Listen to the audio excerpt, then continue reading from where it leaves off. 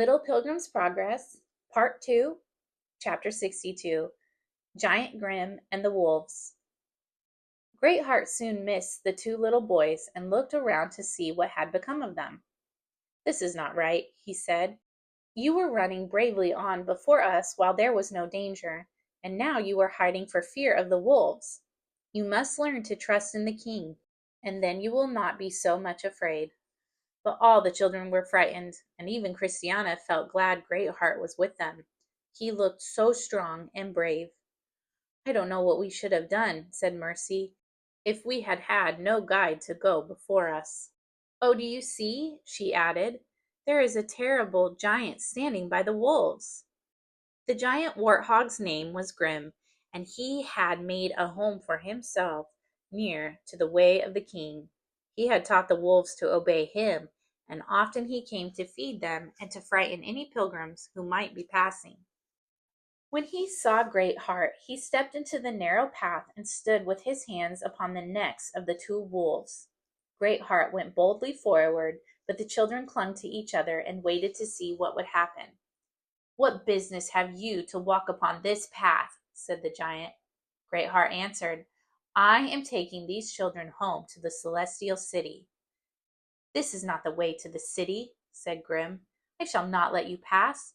My wolves are very fierce, and I can make them tear you in pieces." As Christiana looked before her, she saw that the path was all grown over with grass. The giant had frightened the king's pilgrims so much that for many weeks scarcely anyone had dared to pass that way. They had forgotten that the king would take care of them. But Christiana remembered what wisdom had told her before she left home, and she suddenly cried out, "We are only children, but we are not afraid. Our king will take care of us and will bring us safely past the wolves."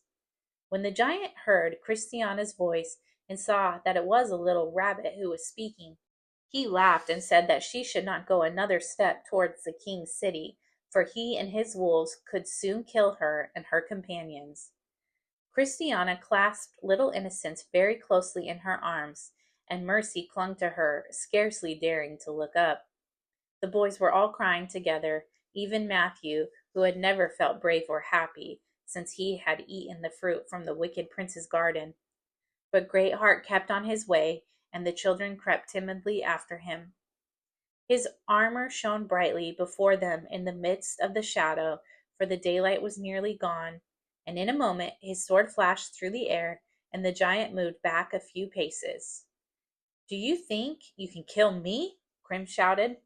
"This path belongs to the king," said Greatheart. "Stand and defend yourself, for if you will not let these children pass, I will fight for them."